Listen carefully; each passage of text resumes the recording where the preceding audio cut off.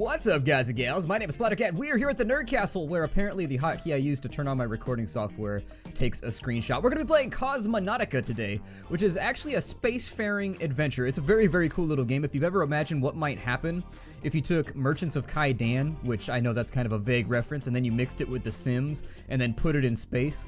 Essentially, this game is kind of like Faster Than Light, except that there's no pressing claim for you to be anywhere, and so you can kind of just meander around the galaxy and just survive for as long as possible, and it's actually a pretty interesting little game. I've been having a lot of fun with it so far. I've played for a couple of hours, kind of enough to where I'm familiar with the game mechanics enough to get by, but at the same time to where there's still enough mystique left in the universe to make it so that it's kind of like a blind playthrough. So I think I've struck kind of a nice balance right now in that I know sort of what I'm supposed to be doing, but at the same time there's still a lot of like phenomena that I haven't been around yet. So things may come up during this playthrough that I just go oops and our ship just kind of explodes and we die. If it happens like in the first 2 or 3 episodes, then what I'll end up doing is I'll probably just do multiple playthroughs like I did with Sunless Sea. And so let's be on our way. We're gonna press new game. Awesome, awesome, awesome. And so I'm not going to do the campaign. I think the campaign actually isn't even in the game yet. It's being developed right now. But really the thing that sort of attracts me is the Sandbox mode. Now, I've played the prologue, which is pretty humorous. The developers do have a really good sense of humor, and so the game is just littered with, like, jokes about pornography and just anything. It's very, very tongue-in-cheek, and it's not necessarily only for adults. Like, it's kind of PG-13, but at the same time, there are some really hilarious jokes that are, like, some people are gonna miss and some people are gonna catch that you'll just be like, oh, that's kind of dirty. And so there's, like, things there if you look for them, but at the same time, they're not super obvious for the younger audience that might be playing. So it's a pretty funny little game. I've had fun with it so far. I've been playing a lot of EVE Online, and actually I just got wiped out earlier, and so I was like, you know what, I still want to be in space, but I don't want people to be mean and touch me in inappropriate places, so I think I'm gonna log off EVE, and I'm gonna go play a different space game for a little bit. And you know what, I'm gonna invite some friends along at the Nerd Castle, and that's exactly what I did. So here we go. Let's start Sandbox mode, and I'll start talking about some of the different gameplay mechanics that we need to be aware of as we play through the game. And so here is our ship, such as it is. Our ship is called like the Slinky Weasel or something like that. I forget. You get the same ship every single time. It's always got the same name. And so there is a little bit of continuity in between the games where you'd be like, oh, it's the Slinky Weasel, and you'll be back. You can't upgrade your ships. You can buy new ships. And so let's start by talking about the UI, because I do want this to be kind of an introductory video for people that don't want to play the prologue. Like if you've got like ADHD or something and you just can't sit through the prologue and the tutorial, hopefully you'll learn something from me and my mistakes. And so essentially time is passing right now. It'll cost us money to sit here and do nothing. So just be aware that every moment you're sitting here not doing something, the game is passing by and there's no way to pause it as far as I know. You can speed it up, but you cannot pause it.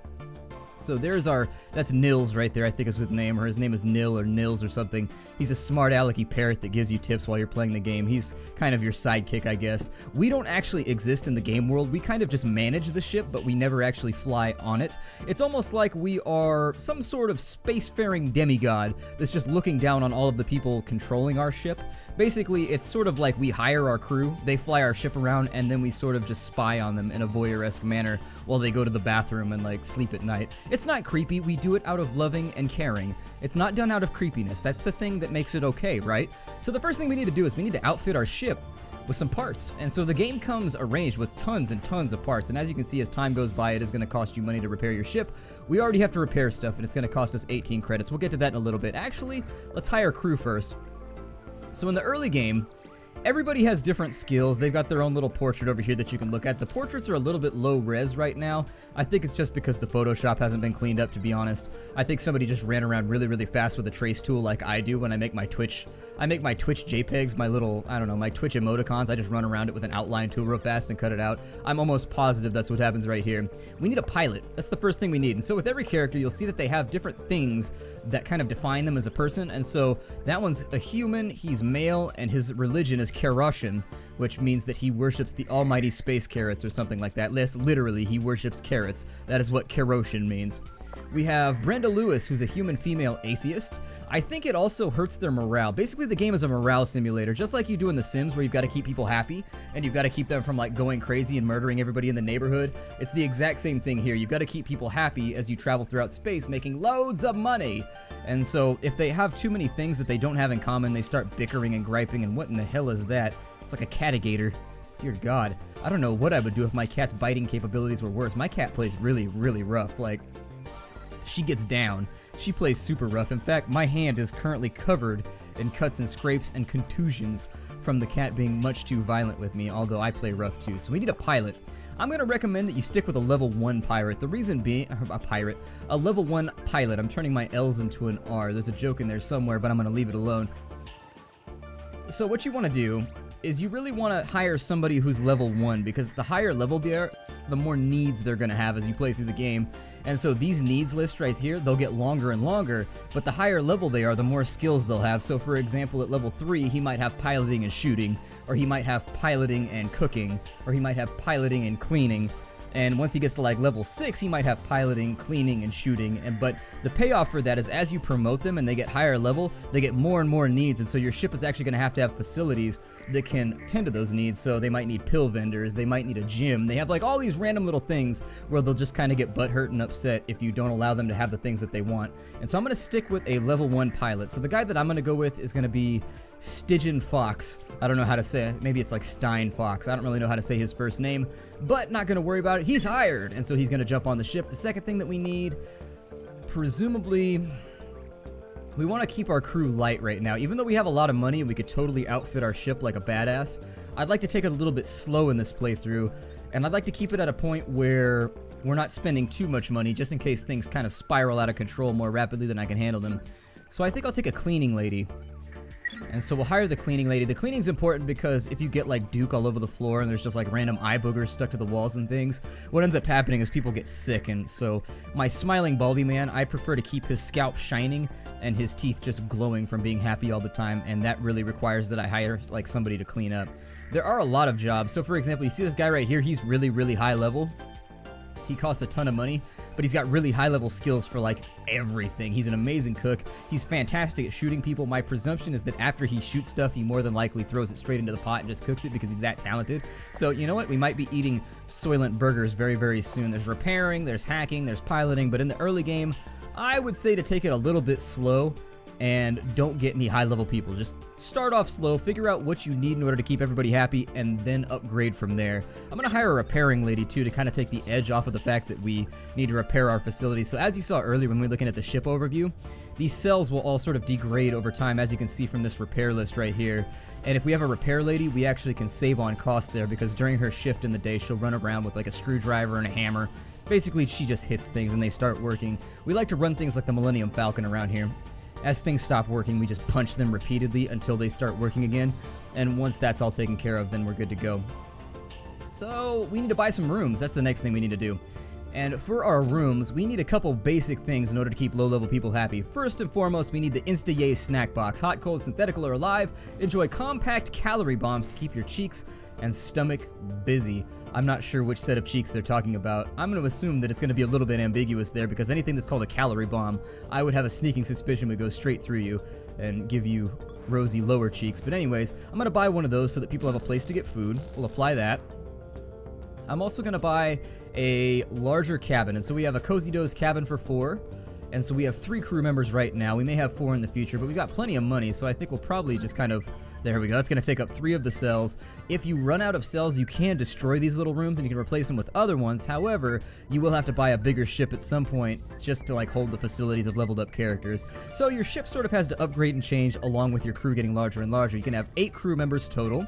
And so you kind of want to pick and choose based on what you want to do. If you want to do a lot of piracy and you want to beat up people all the time, you'll probably want to go with a lot of shooty type people. If you're just doing normal trade missions, you'll more than likely just want to stick with, you know, pilots and normal maintenance crew and so forth, and maybe just have somebody on standby like in the background that can shoot people just in case. Alright, so we've got that done. There is our rest quarters. Let's go ahead and have a look at it real fast. And there it is right there. The other rooms we're going to need, we need a turlet. And we also need, I think the better option right now is we could just get a basic toilet right now. But if we got the toilet is called the Bodywell Fire and Forget, there are needs that require a certain level of tranquility, at least at the beginning. There you go. And so we're going to go ahead and drop in a toilet somewhere. We'll put it down on the bottom floor just in case somebody decides to go in there and stink it out. It'll be kind of on this lower bay. It'll be down on the Fiesta deck so that nobody has to smell it later on. I don't want the pilot being blinded by any miasmas while we're in deep space. And so we'll leave that right there. They've got a toilet. And the next thing we're going to need are cargo holds, because I think we're going to be a trade freighter for a little bit. And so I'm going to put in 3 cargo holds. Each cargo hold allows you to hold 6 units of cargo. And so there it is. We've got a little bit of our cargo bay outfitted. Our money is dropping though by the moment, so we do really want to be careful that we still have discretionary funds left over so that we've got petty cash to buy goods and things like that as we travel around the galaxy. I know we haven't gotten to that point yet, but it is important. If you don't have petty cash, you're really not going to be doing too well. And in fact, in this first episode, we may not actually get to do anything because there's a lot of setup that goes along with this game, and I want to make sure that we go through all of it. Other things that you can purchase, there's a science lab right here because you can do research to come up with new ships, to come up with new galaxies. A lot of it hasn't been implemented yet because the game isn't early access, but for right now, you could just research new planets so that you get farther and farther away from the center of your little solar system, I suppose. We've got a pill dispenser, pretty useful if people are getting sick. I'm going to hold off on that one right there until people start getting sick, though. You can hire a medic so you can have your own version of Bones running around just like sawing people's arms off and so forth if you have people getting sick frequently enough. There's a hack center that allows you to smuggle and allows you to jam out the enemy and lower their shields, things like that. You can buy clean bots and repair bots. If you don't want to deal with like maintenance staff, you can just buy robots to do it for you. And so if you want to go that route, that's actually probably what you want to do if you're going to be a pirate, because that then allows you to have more people who are great at pulling triggers and disfiguring people and, you know, maiming and so forth. So this down here is a crew quarters. So basically all this is if you want to transport passengers, if that's what you want your ship to specialize in, you can put in passenger quarters so that you can just kind of ferry people around the galaxy. You can buy bullets, ammo, lasers, bombs, grenades, whatever it is that you want. You can buy new ships, and so there's the Thunamon, there's the Sealot, there's the Piranano, I guess. There's the Turtle Rock, and I think that's just about all that there is in the game right now. It is in an alpha state, but I am excited about this game. It's rare that I get kind of a sandbox simulator game that I'm excited about, because there are a lot of them nowadays, and this is one that I'm actually really, I can't wait to see what's coming next, because it's kind of got that Double Fine level of refinement, where it's got the sense of humor, it's got the animated graphics. Basically everything feels like it's in a good spot right now. Everything from visuals to you name it. I feel like they're moving in good directions. Down here for weapons, you can get turrets, you can get torpedo bays, you can get reload depots so that you can reload faster. Basically, this is just a storage area for bullets and bombs and things. Rat-attack cannons, that seems pretty awesome. So you can give a flyby and cry experience. I would prefer a flyby and die experience, although not from me. I don't want to die, I want them to die. And also it's D-I-E, not D-Y-E. If we fly past and we just paint them a different color, I don't really feel like that kind of gets the point across that we want them dead. So now that we have a crew, and we have our facilities all in order, I think we just about have everything that we're going to need. Actually, I may move this around slightly. Let's go ahead, and I'm going to put the turlet over here, because nobody ever really comes down into the cargo bay. And so we'll put the toilet over here. And so the next thing we want to have a look at is we really want to decide where we're going to get goods from and where we're going to take them to. But these other tabs here, these are important. So we'll start from the bottom. So this is the inner galaxy, or the inner solar system as we know it. And so it's divided into 3 rings right now. You've got the inner ring, the middle ring, and then you've got the outer ring. And so travel times are going to get longer and longer and longer. However, as you get further and further away from the center of the solar system, it's going to get more dangerous, but also the rewards are going to be higher because people are going to need things more. So you can think of these as kind of like the RimWorld colonies, and all of these in here are like sort of your core areas where they have mass populations. And then so these people out here typically need like random commodities and just like survival tools. Basically people out here are probably going to need like seeds and water and things like that, whereas people in the inner solar system typically want like porn and iron and things like that. So that's basically, and I'm not being facetious right now, like they totally do want porn a lot of the time. At the moment we are on, where are we? We're on Brockhagen. Let's take a look at Brockhagen. If we click on the planet, we can go over here, we can open up this visitors menu, and you can see the trading info. And so they produce wood, giggity, and so I guess there must be a whole lot of attractive people here. And it consumes water, seeds, energy, iron, tools, medicine, games, computers, and souvenirs. And so these things are going to sell high here. And these things are going to buy high here, and these things are going to sell high here. Illegal are narcotics. Now, if you do want to be a drug-running smuggler, so you want to get your Han Solo on, that is an option as well, and that's where the hacking bay is going to come in, because that's going to allow you to jam up people that are trying to scan your cargo bay and things of that nature, make a run for it, and so forth. So I think what I might do here, since we have the space for it, let's kind of scan around and see if there's any planets around here that need wood. Okay, and so we've already found one, in fact. So, Barrel Bear, I have no idea how they got the name of that place. I'm going to assume that they were transferring like a bear to a zoo, but also they had a large supply of barrels that were maybe going to a winery, and then somehow after a collision, a bear ended up inside of a barrel. I mean, I feel like they could have just sort of reduced it a little bit and just spelled barrel with a B-E-A-R, and they could have just kept the bear off the back, and that would have got the point across. But then again, maybe people would have thought that you have like crossbows that fire bear quarrels or something, and it would have gotten more complicated. So since they buy wood right there, what I want to do is I'm going to go back over here, and wood is selling for $22.40. The game is very user-friendly, so if you don't want to like scan around for planets or whatever, and you just kind of want to test your luck and fly around randomly, this little box right here means that you want to buy from here, and this little box right here means you want to sell. If it doesn't have either, it means that the price is a median price, which means that you can still... Oh, look, they sell Nintendo cartridges. It's a little weird that we've made it into like the spacefaring age, but people are still playing NESs. But you know what? The NES is a classic. I grew up with an NES. That was one of my first game consoles, so I love the NES. We're going to buy a ton of wood here. And so we've got 18 wood that we've purchased. It's going to cost us 443 credits, but our cargo bay is going to be full. And so what you want to do with that right there is actually the cool thing about this that I really like is if you look at our cargo bay now, each of the little racks has filled in. And so these are empty if you haven't bought cargo, but if you have, it fills them all in, and I really like that. In fact, in the future, what I'd like them to do is maybe make this right here empty, or make it like clear so it's like a glass coating so that you can actually see in and see what you're carrying. I think that would be kind of a really cool aesthetic effect, and I think it would be really, really awesome, but maybe that's just me. We're going to leave the top deck of our ship totally left alone. No upper decker action going right there. For those of you that don't know, that means that you have pooped in the cistern of the toilet. I didn't know if that joke would work or if it was going to be like a 4%er. I didn't know if people the world around knew what an upper decker was, but that's the upper decker joke. I didn't want people pulling upper deckers on the upper deck of my ship, so yes, okay.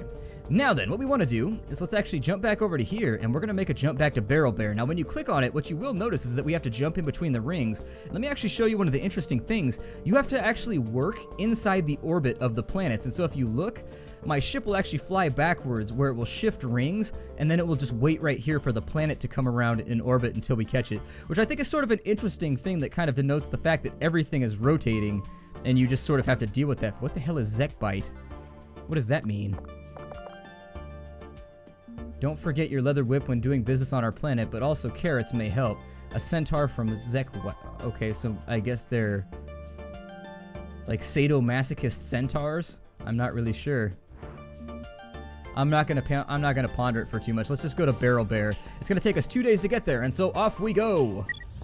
And so it swaps to the travel screen where we'll be cruising around. We can zoom out to there where you can see the Slinky Weasel in all of its glory. You can look around and see what it's doing right now. If you wanted to zoom out a little bit further, you can actually go to the Galaxy menu and you can watch the ship do its thing as it transfers in between the rings.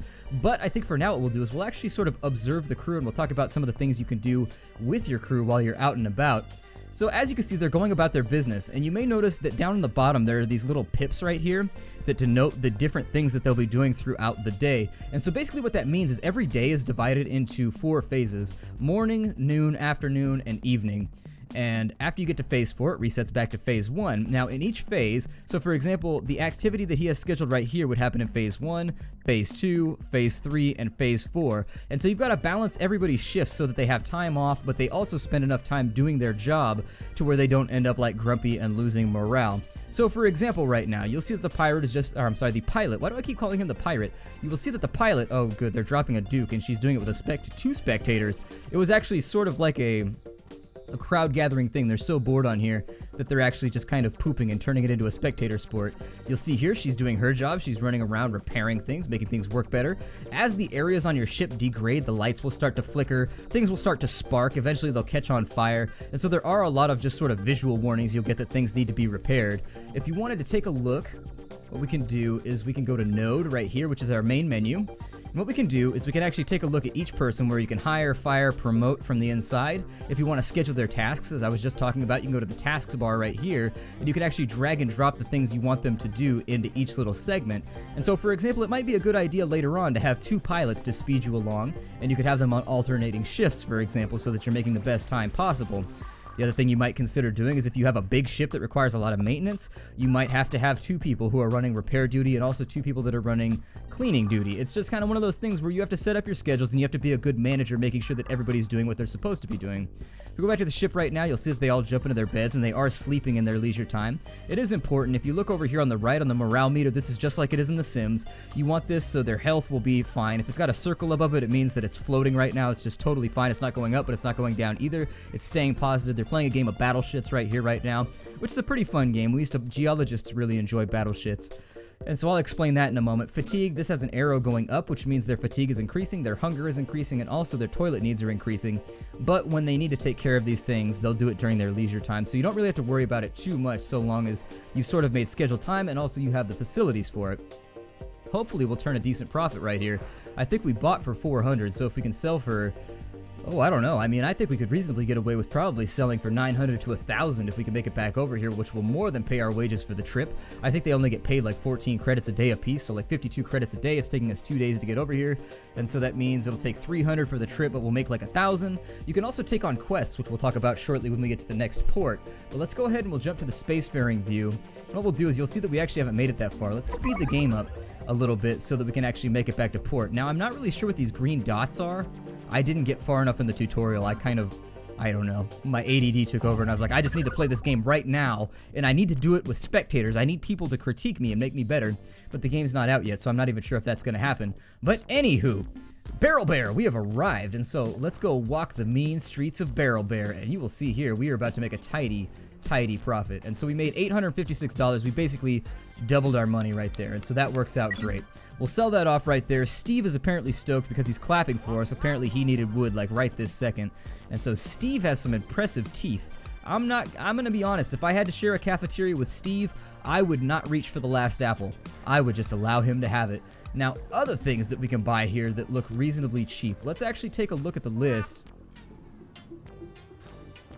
And we will figure out, so they want robots, huh? That's interesting. Robots are really expensive. How much space do they take up? Does anybody need robots? Because we could cover that cost right now. Let's have a look around the galaxy and see if we can find anybody who needs robots. Warlock, do you need robots? Everybody needs robots. Who doesn't need robots? I want robots right now. That's something that I'm really kind of depressed by, the fact that I will never have robots in my life. They produce robots over there. Does Barrel Bear produce robots too? Is that why we have so many robots here? Yeah, they produce robots as well. What about Zample? Do they need robots? Zample does not need robots. They need water, seeds, energy. Okay, fine, whatever. So in Barrel Bear, we can get textiles. Textiles might be a good call. Or tobacco. We could move some tobacco around. Let's see if there's anybody else that needs tobacco. Or textiles. Tobacco or textiles? Anybody? Tobacco or textiles. We got nothing over here. Water, seeds. Do we produce water in Barrel Bear? Because water could be lucrative. They don't produce water. Okay. Water, seeds, wood. Hold on, I'm on Barrel Bear right now. I need you. There we go. And so they consume all kinds of goodies, but nothing that we're looking for. What about avocado? It's like the second half of avocado. I love avocados. Avocados are the greatest. They consume water, energy, tools, minerals, and chemicals. What else do we produce over here? We may want to look for somebody that can like handle paper or something.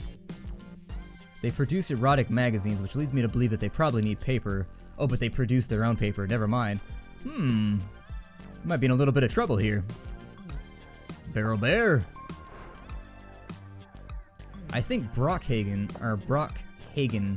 produces. Is that what I said the first time? They produce wood, but they also produce seeds. So technically,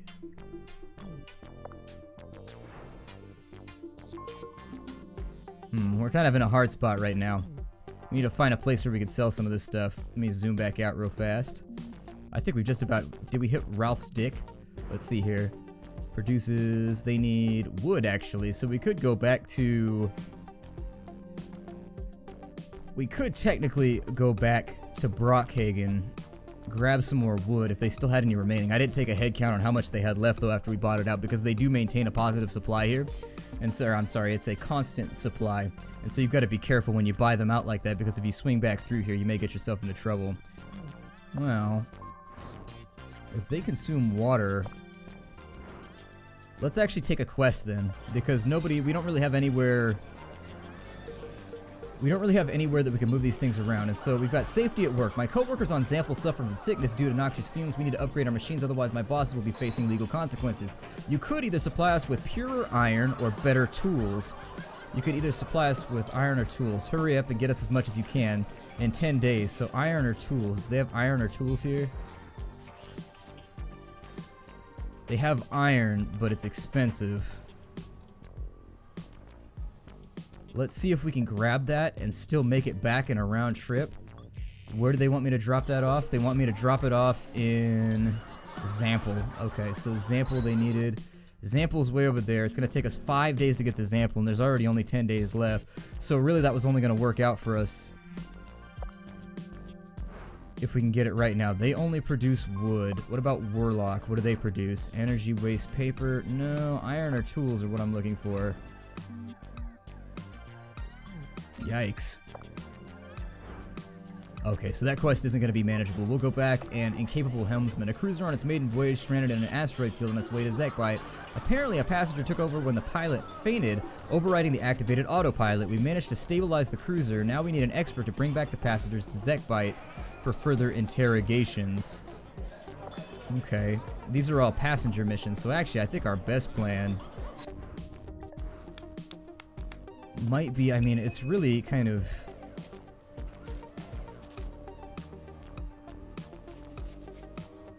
I suppose we could just find a location where... they buy at a neutral cost, I guess. So we'll just buy the tobacco for right now, and we'll see if we can run that around the galaxy for a little bit. Let's go ahead and head back on out. I'm going to start the trip right now. And once we start the trip, I think what I'll do... Actually, I'm going to break the episode off right here. So we're loaded up with a whole bunch of tobacco. Hopefully we can drop that off somewhere where it'll be valuable. Anywhere, I think, would probably work out to our favor. And so we're going to head that direction. My name is Splattercat. Thank you for joining me here at the Nerd Castle for an episode of Cosmonautica. I look forward to seeing you all in the next episode. Take care out there, everybody. And as always, hi-do.